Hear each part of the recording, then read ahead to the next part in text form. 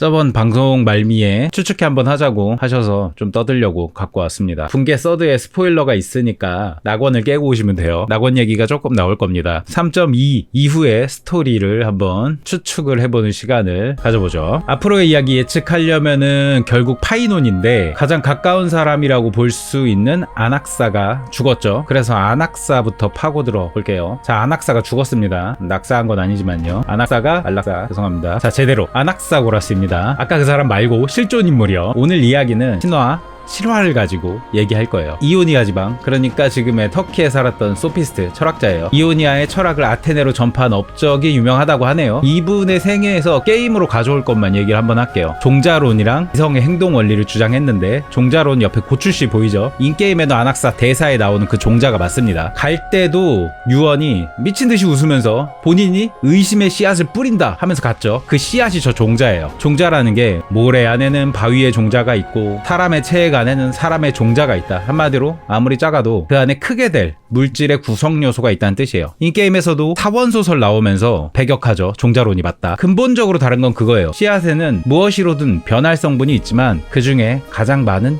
물질이 된다. 그러니까 종자 안에 바위의 요소도 있고 사람의 요소도 있고 여러 가지 요소들이 있지만 그 중에 뭐 바위 요소가 제일 많으면 얘는 바위로 보이고 사람의 요소가 제일 많으면 얘는 사람이 된다는 거예요. 자, 이걸 확장하면은 만물의 근원은 원자이다. 그걸 이미 추측을 한 거예요. 이게 왜 중요하냐? 인간이 티탄이 된다는 파격적인 발상을 아낙사가 하게 되는 기본 원리이기 때문에 그래요. 현대를 살고 있는 우리는 이게 왜 파격적인지가 와닿지가 않는데, 엠프리어스는 신이 실제하는 세상이라서 권능을 볼 수 있고 대화가 가능하죠. 심지어 아낙사는 몸속에 이성의 티탄이 들어있죠. 근데 티탄의 종자가 인간은 아닐까라는 생각을 한 거예요. 왜 저 발상이 대단한지 감이 오시죠? 자, 그 다음에는 만물의 행동 원리, 이걸로 유명한데, 그러니까 만물이 어떻게 움직이냐 이거예요. 이거를 두 글자로 하면 누스입니다. 익숙하시죠? 즉 만물은 이성 혹은 지성에 의해 움직이기 때문에 혼돈이 없는 질서 있는 우주다, 이렇게 보는 거예요. 이분 성향 알겠죠? 철학이랑 과학이 분리되기 전에 고대의 과학자인 거예요. 그리고 태양은 펠로폰네소스 반도보다 큰 불타는 덩어리라고 했어요. 반도, 자기들이 살고 있는 땅보다 태양이 클 것이다, 이렇게 본 거예요. 옛날에 이렇게 보는 시각이 흔치가 않은 거예요. 그리고 달빛은 태양빛이 반사됐다, 이렇게 얘기했어요. 우리는 너무 당연하게 받아들이는 것들을 그때 당시에 정확하게 추측해냈다는 거예요. 아낙사랑 비슷하죠, 그죠? 과학적이죠, 굉장히. 자, 이렇게 신을 모독하면 어떻게 되죠? 신학계의 공격을 받죠. 애초에 자연현상을 설명하려는 행동이 당시의 세계관으로는 신에 대한 도전이기 때문에 정적들한테 신을 모독했다고 추방됩니다, 아낙사고라스는. 근데 웃긴 거는 본인의 정적이 아니에요. 애초에 추방할 만큼 공격적인 인물이 아니에요, 아낙사고라스가. 그럼 누구 때문이냐? 바로 제자이자 군인이면서 정치가이자 당대 최고의 연설가이면서 고대 그리스 슈퍼스타 페리클레스입니다. 누구냐고요? 생소하실 수 있어요. 이게 스타레이랑 무슨 상관이냐 할 수 있어요. 5분 안에 납득을 시켜볼게요. 이 아저씨는 고대 그리스의 주인공이에요. 아테네 황금시대의 주인공이고, 정적의, 그러니까 이 사람의 반대파 수장이 아테네의 제1시민이다, 이렇게 말할 정도로 대단한 사람이에요. 이 양반의 지도기를 페리클레스의 시대라고 부를 만큼 아테네 민주주의의 절정기로 보는데 예술하고 문학을 장려했다고 해요. 앞서서 언급한 스승 아낙사고라스의 제자이자 절친, 생애 전반에 걸쳐서 아테네 제국을 위한 중앙 집권안을 모색했는데 주변 도시 국가들과의 델로스 동맹을 잘 관리했습니다. 유명한 사건 중에 하나가 반란을 일으킨 도시 국가들이랑 해전해서 지니까 원래 델로스 섬에 있던 동맹금고를 내륙인 아테네로 옮겨버려요. 일석이조죠. 아테네의 영향력도 키우고 해전도 줄이고 리스크 관리하는 거죠. 연설을 탁월하게 하는 걸로 굉장히 유명했어요. 당시 정적이었던 보수파의 지도자 투키디데스가 페리클레스가 추진하는 공사의 건설 비용, 이 공사가 이제 아테네가 한번 침략당하거든요, 스파르타 쪽 동맹한테. 그걸 이제 복구하는 공사인데 건설 비용이 너무 많이 든다고 민회를 조직해서 막 선동을 해요. 인게임에서 뭐 기억나시죠? 민회에서 사람들 막 선동하잖아요, 정치가들이. 그거예요. 딱 그때 당시에 민주정의 영수였던 페리클레스가 말로 발라가지고 이깁니다. 나중에 투키디데스를 편출방해버려요. 10년 동안 아테네로 못 오게. 본인이 공격을 당했는데 얼마나 말을 잘했냐면, 야, 공사 비용 비싸?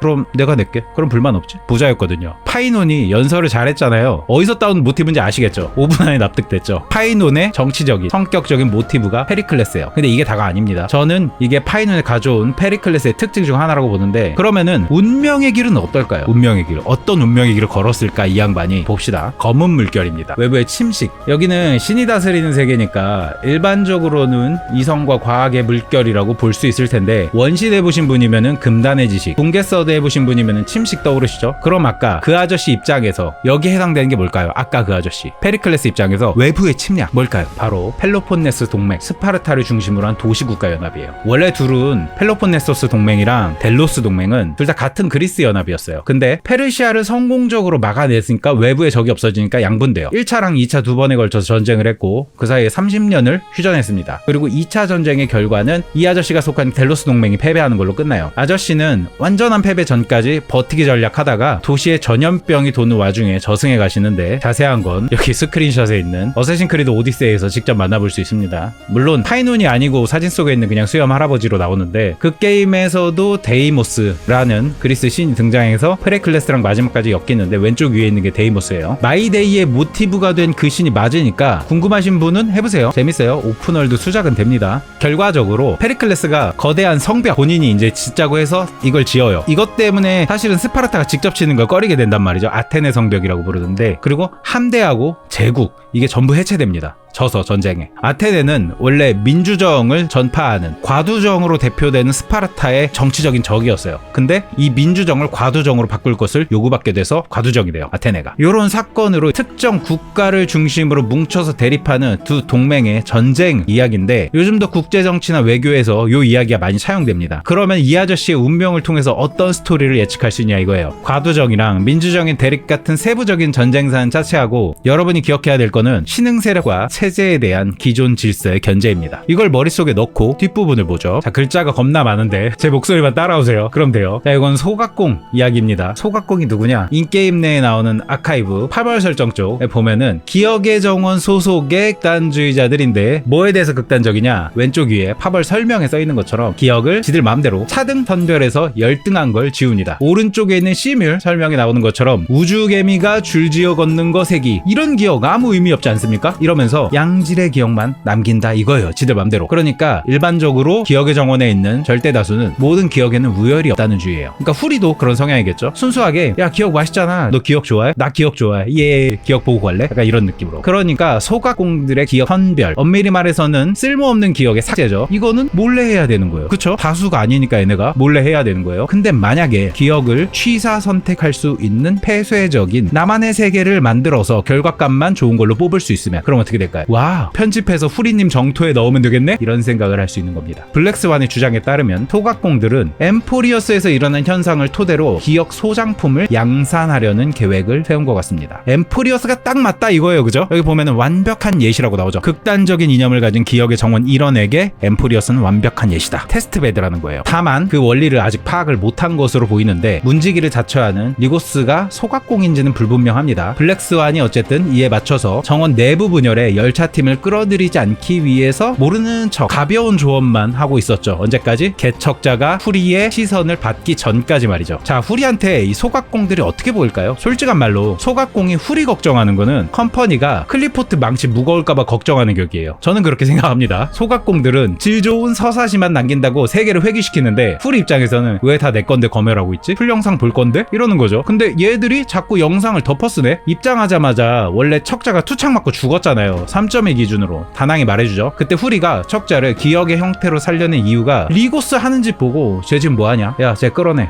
라고 하는 것 같습니다. 네가 뭔데 니들 맘대로 기억을 선별해. 이거는 리고스가 기억 쪽이라는 게 아니에요. 리고스는 엠포리어스와 관련돼 있고, 소각공들이 엠포리어스를 주목하는 이유랑 후리가 시선 준 이유가 이거라는 겁니다. 눈길 받을 때도 그랬죠. 잃어버린 기억을 찾으라. 그게 엠포리어스의 기억만 의미하는 건지 척자나 372의 기억까지 말하는 건지는 아직 더 나와봐야겠지만, 일단 정리하면 기억 쪽은 이런 상태인 것 같고, 지식이 겹치는 이유는 헤르타가 개입했기 때문인 것으로 보입니다. 그러면 기억 과 지식이 왜 겹치는지 설명이 되죠. 한마디로 기억이랑 지식, 얘들 둘은 개입하려고 하는 거지 엠포리어스가 회귀하는 시발점이 아닙니다. 그러면 가장 최근 밝혀진 파멸 쪽은 어떠냐? 그 전에 리쿠르구스는 역사 속에서 스파르타를 군국주의로 개혁한 전설적인 입법자라고 합니다. 페리클레스가 파이논의 모티브가 된 것처럼 리쿠르고스도 실존 인물이에요. 정확하게 파이논의 모델인 페리클레스의 안티테제로요. 파이논의 모델인 페리클레스는 연설가예요. 그러면서 민주정의 거두예요. 아테네 동맹이에요. 근데 리고스는 스파르타예요. 군국주의자예요. 법률가예요. 완전히 반대란 말이에요. 자, 그러면 이 리고스가 적이라고 상정하고 그간 해석한 내용들을 때려 맞춰보죠. 얘가 얘기해요. 이게 절멸대군의 족쇄다. 그래, 절멸대군의 족쇄고 엠포리어스가 회기물이면 검은 물결을 통해서 새로운 파멸사도의 탄생을 의도적으로 되돌리고 있다는 뜻이 됩니다. 얘네가 하고 있는 게 파멸의 사도가 외부로 나가는 것 혹은 완성되는 것을 되돌린다는 말이죠. 침식은 아까 나온 것처럼 세계에 대해서 공격합니다. 즉 세계를 초기화해요. 종국적으로는 배틀그라운드의 자기장처럼 표면을 전부 덮어서 막을 수 없을 것으로 보입니다. 그리고 케팔이 들고 있는 여명기계가 생존자와 영웅들을 오크마로 모읍니다. 예상이 맞다면 파이논은 마지막까지 맞서 싸워보지만 결국 본인을 제외한 모든 사람이 죽고 부세의 티탄이 되어서 그 권능으로 새로운 엠포리어스를 재창조하겠죠. 마치 정해진 운명의 길처럼 그렇게 신흥 세력은 기존의 질서에게 패배할 것입니다. 아테네가 스파르타에게 패배한 것처럼. 자, 그러면 파이논은 절멸대군인가요? 방금 절멸대군을 억제한다 그랬잖아요. 그러면은 사도란 얘긴데 이렇게 해서 억제해야 될 필요가 있을까요? 파이논의 역사적 측면을 봤으니까, 페리클레스를 봤으니까 신화적인 측면을 한번 볼게요. 파이논을 신화에서 살펴보면 프로메테우스가 흙으로 빚은 미남이라 꽁꽁 숨겨뒀는데 에로스가 이걸 제우스한테 일러요. 제우스가 성격이 워낙 지가 다 가지려고 하니까 숨겨놓은 건데 헤르메스가 전령으로 가서 파이논한테 물어봅니다. 너 불멸자 되고 싶지 않니? 이러고 설득해서 파이논이 하늘의 별이 되는 그런 신화의 이야기예요. 자, 그 별을 크로노스의 별이라고 부르는데 토성 또는 토성을 관장하는 신을 의미합니다. 어떤 학자는 야, 그건 파이톤이지, 토성은 아버지인 태양신의 다른 이름이고 파이논은 목성으로 변했다라고 주장해요. 목성. 그럼 신화 속에 파이논이 토성이라는 거야, 목성이라는 거야? 헷갈리죠? 근데 찾아보면은 토성은 파에톤입니다. 파이톤은 뭐 나중에 이거는 젠존제 시간에 얘기할 수도 있지만 파이톤은 태양신 헬리오스의 아들이에요. 헬리오스. 붕괴 서드 하신 분은 아시죠? 하이페리온에서 타고 다닌 조그만 우주선 이름이 헬리오스죠. 근데 목성이야 라고 말한 그 어떤 학자가 누구냐? 가이우스 율리우스 히기누스입니다. 처음 듣죠? 그게 누구냐고요? 파블라의 저자입니다. 파블라가 뭐냐고요? 그리스 로마 신화요. 그리스 로마 신화를 쓴 사람이 말한 거예요. 파이논은 토성에서 목성이 되었다. 그리스 로마 신화 들어봤죠? 만화 그리스 로마 신화 아니에요. 2000년 전에 썼어요. 기원전에 태어나서 기원 후에 가셨습니다. 예술을 직관했을 수도 있을 정도로 예전 사람이에요. 어렵죠? 어려운데 뭐만 기억해? 파이논은 목성이 되었다. 이것만 기억해요.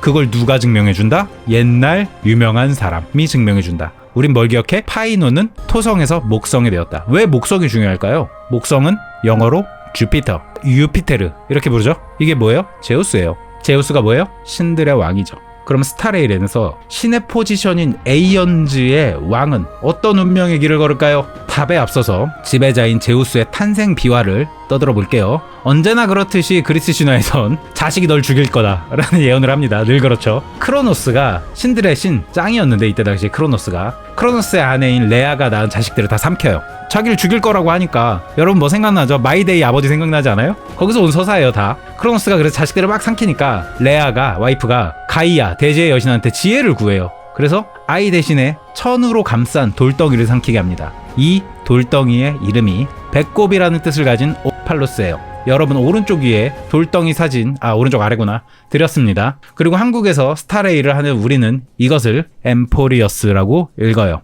제우스 대신 받쳐진 옴팔로스, 파이논 대신 받쳐진 엠포리어스. 바로 감이 오시죠? 즉 파이논은 누군가 감춰둔 세상의 지배자, 주피터, 제우스, 참주의 새싹이지만 반복되는 초기화로 구세주가 되지 못하고 있습니다. 그 원인은 리쿠르고스, 아까도 언급했던 파이논의 완벽한 안티테제. 리고스는 지식의 눈길을 받았었지만 현재는 파멸의 사도로 의심됩니다. 이 녀석은 온갖 곳에 개입해 있는데 위에 황금의 후예 모임에 떡하니 있죠. 자, 정중앙 가운데 위에 사진, 황금의 후예들 하늘에 이렇게 쫙 천장벽화처럼 있는데 9시 방향에 제가 오른쪽 확대해 놨어요. 저거 리고스입니다. 황금의 후예 사진에 얘가 왜 들어가? 얘가 어쩌면 황금의 후예일 수도 있겠죠. 그래서 그 밑에 대사를 보시면 당신들은 지능기계처럼 생긴 한 오크마 시민의 도움으로 엠포리어스를 벗어났으며, 즉 지능기계처럼 생긴 이놈이 오크마를 벗어나는 것도 관리합니다. 그래서 더르타를 막죠.